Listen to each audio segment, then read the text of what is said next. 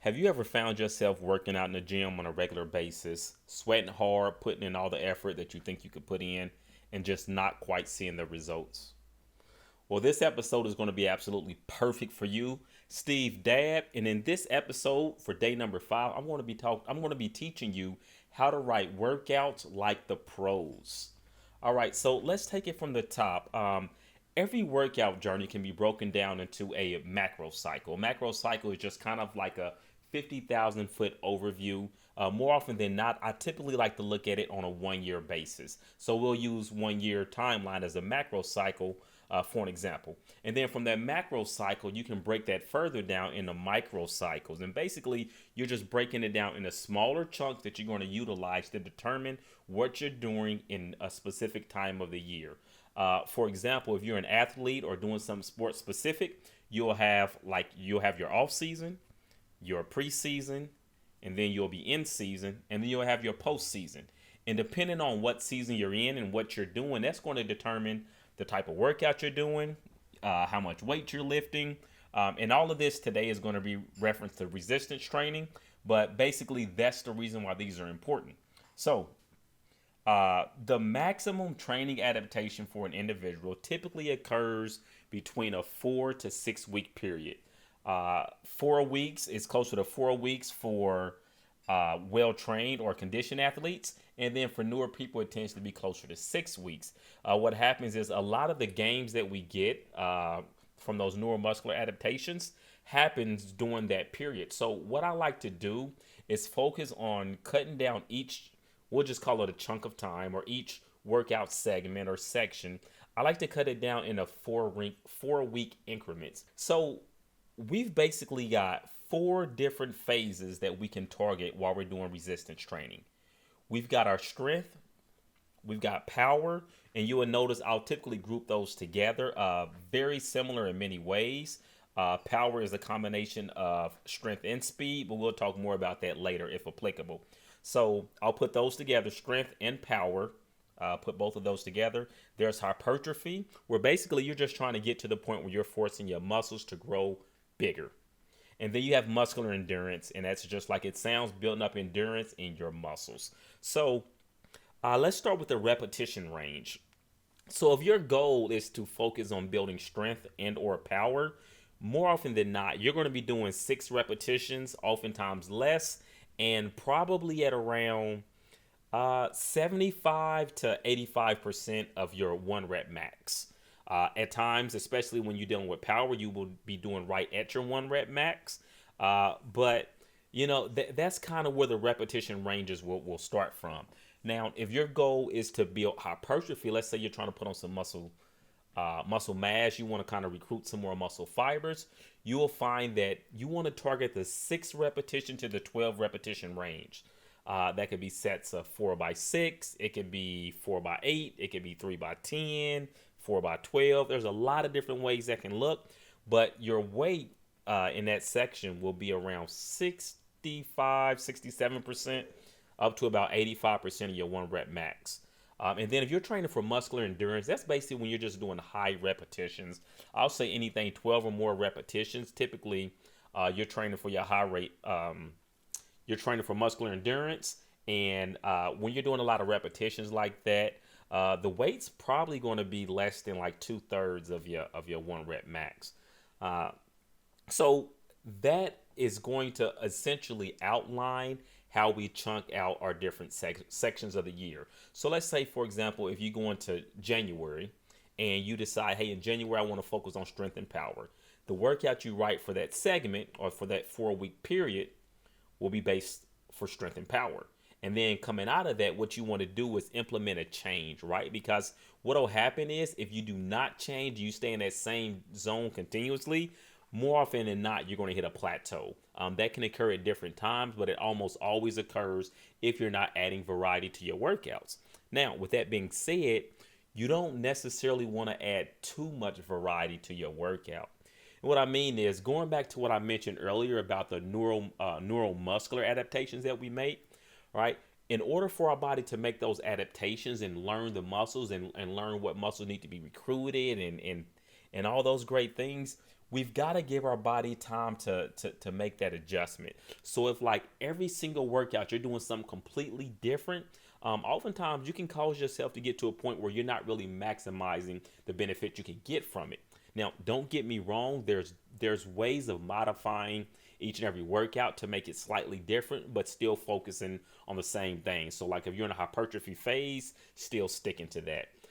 In full disclosure, there's some other approaches that you can take to working out that are very successful, but I'm just kind of trying to make this more of an entry level video, and some of those other things maybe we'll talk about at a later date.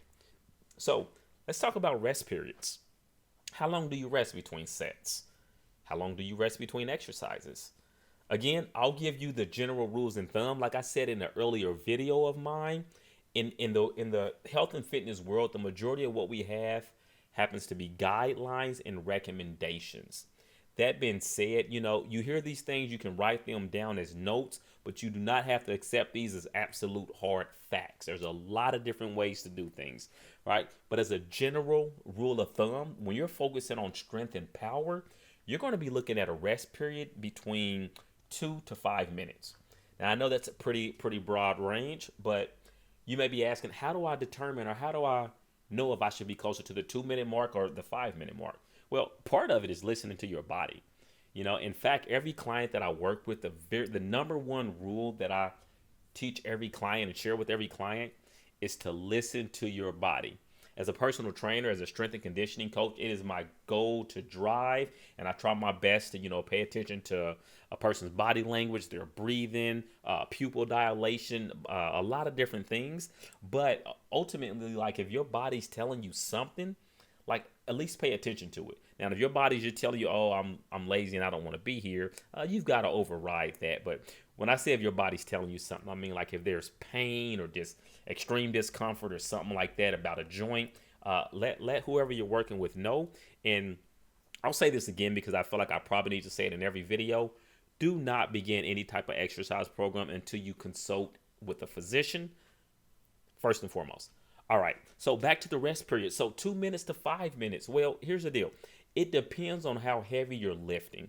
You'll find that if you're lifting for power or lifting really close to that 1 repetition max, you're going to need closer to that 5 minute window if you're working larger muscle groups to recover, right? So smaller muscle groups, you won't be lifting as much weight. They tend to recover faster. Now, if let's say you're doing sets of 6 repetitions, you may find that right around that 2 minute mark, you feel like you're adequate, recovered, and ready to go. That's kind of one of those trial and error things. But as long as you keep track of your workout logs and things like that and make little notes to yourself, you'll kind of find what works for you. Everybody's going to be different. Again, I'm giving you guidelines, recommendations, but don't be surprised if you find that, hey, my timing's a little bit different, right? That's absolutely fine. So let's move on to the next phase, hypertrophy. We talked about that. That's when you're trying to get your muscles to grow in size. We're talking about the 6 to 12 repetition range, like 66 to 85% of your 1 repetition max or 1 rep max. Rest period during this phase is recommended to be between 30 and 90 seconds.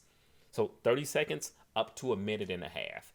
And that's what's thought to kind of maximize the benefit of what you're trying to achieve. If you go too fast, less than 30 seconds, you get to the point where you can't really lift as heavy of weights, right? Your body doesn't have adequate time to recover. And if you take way too much time in between sets, let's say you're sitting around talking about sports, chit-chatting in the gym, you're waiting 6-7 minutes in between. Well, what happens, you lose a lot of that benefit because now your muscles aren't staying engaged often enough within that short duration or that period of time.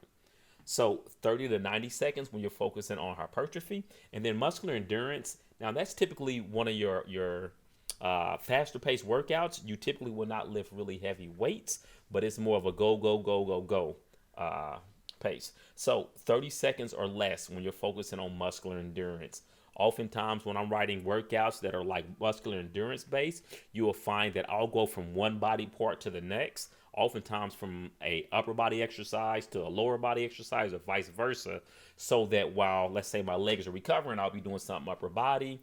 As soon as I finish that, I may jump back into doing some legs. But again, you don't have to start that way. But listen, when you're writing a workout, and if you haven't taken notes, and I know I do talk a bit fast, I may even take this video and just slow it down just so it's easier to interpret and understand. I don't know. Give me some feedback. Let me know, and I'll try to adjust accordingly. So when writing a workout as a professional, it basically comes down to 7 key elements, right? 7 key elements. We've discussed them in general, and now I'm going to just kind of go through and give you a short list. That way you can have this to think about. So step number 1, you've got to analyze your needs. You know, what are your fitness goals? What are you training for? What are you trying to accomplish? Are you an athlete? Are you a sprinter? Are you a, are you a, I don't know, just, are you a swimmer? Do you run cross country? Like, are you a power lifter? Those things are going to be different. Are you somebody who's just looking to lose weight? Somebody who's just looking to gain weight? Somebody who, is just looking to be healthy? Do you have some underlying health related issues you're addressing? Right? Analyze your needs, because it's going to start there.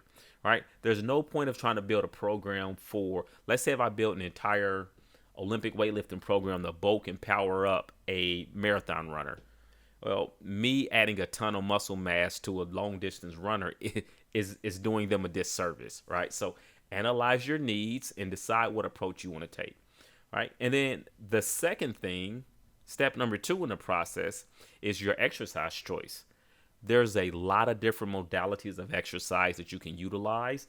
First and foremost, make certain that you are utilizing a form that you are comfortable with and that you understand how to demonstrate or how to execute it with proper form. If that is not the case, make certain you find a trained professional and have them kind of guide you through that process. All right, so you determine what your needs are. That's the first step. Second step, your exercise choice. So you've chosen the exercises you want to do to help you accomplish those goals or to meet your needs. And then the next thing is the frequency. How often are you going to be working out? Right? Is it going to be 2 days per week? That's what I basically recommend for most people who are coming from being relatively inactive to going back to an active lifestyle. How often are you going to do it? Typically 2 times per week, maybe 3 times per week, depending on their background. As you can see, with me getting started, I jump right into 3 times per week, but these are very short, pretty much, I don't want to say easy workouts, but I'm definitely not trying to push myself to the max right now. Just getting back in the groove. So step number 3 is frequency. Step number 4, and again, I touch bases on this also, is the exercise order. All right, how are you going to order those exercises? As a general rule of thumb, and a lot of this has to do with your training split, but as a general rule of thumb, I always start with the most demanding exercises first, and then go from there, which tends to be large muscle groups, and then I work my way down to smaller muscle groups. For example, in terms of demanding, if I were doing barbell back squats, when you got the bar on your back and you're lifting, let's say, relatively heavy weight, right? That's an exercise where I need to be at my best. I need to be absolutely dialed in. My form needs to be absolutely perfect, or as close to perfect as it can be, right? So I'll tend to stack those things towards the beginning of the workout. And then towards the end of that same workout, let's say that there were calf raises or bicep curls, or right, those are much smaller muscle groups, and for the most part, the majority of the exercises you utilize to work those muscles, you will not be working with nearly as heavy of weight.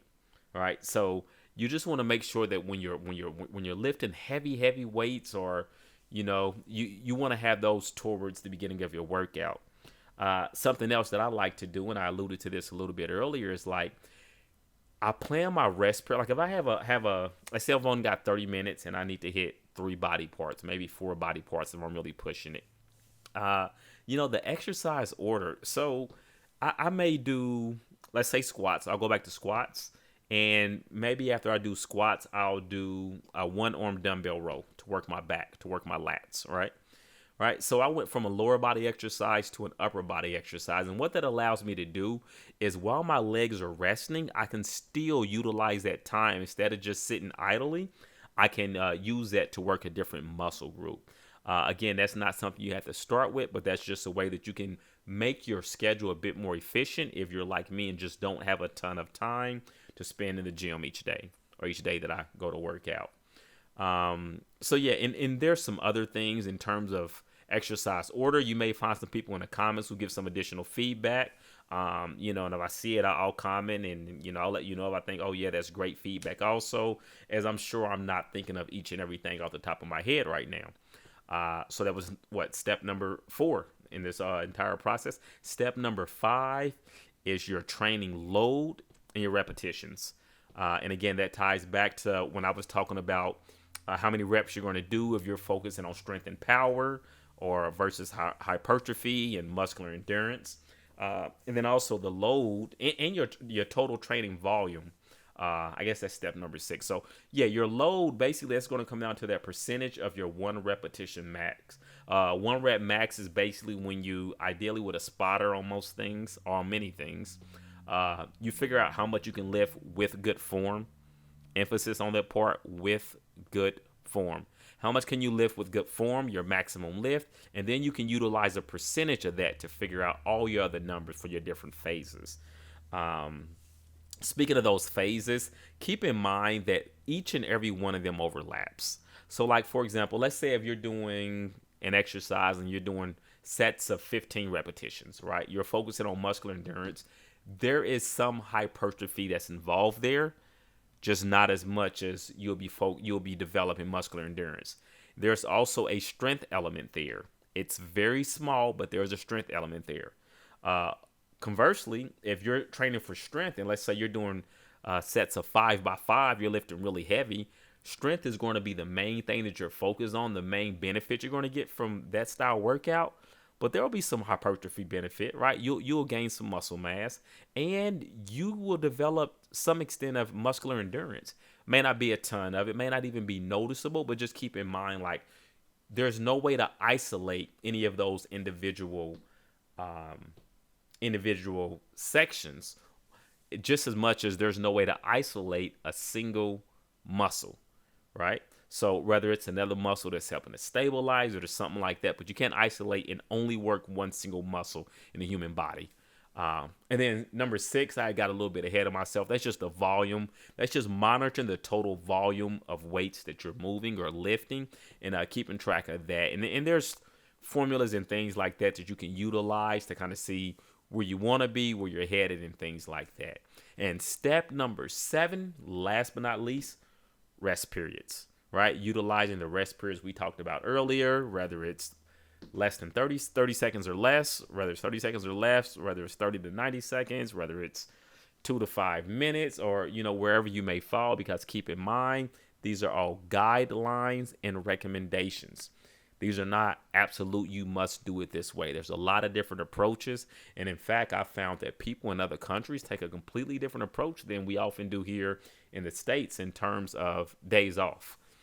So anyways, really quick recap. 7-step process.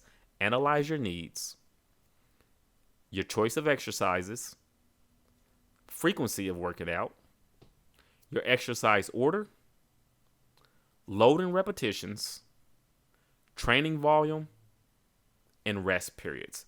Those are the 7 keys to writing a great workout.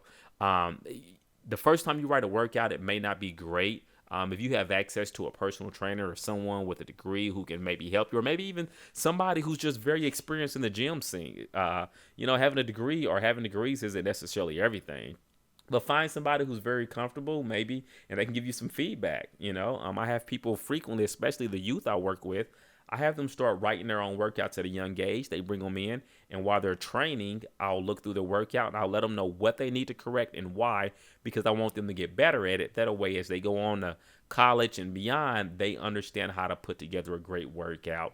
Hey, I hope this video has been of some service to you. I hope it's been of benefit to you.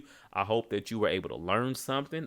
Please feel free to like, comment, share, whatever it may be. Hopefully you've already subscribed to this channel and hit that bell notification. Appreciate you for tuning in. I know I keep saying I'm going to try to keep it short, but it never goes that way. I am a very long-winded person, which you will notice, But for today, Steve Dab is signing out. Take care.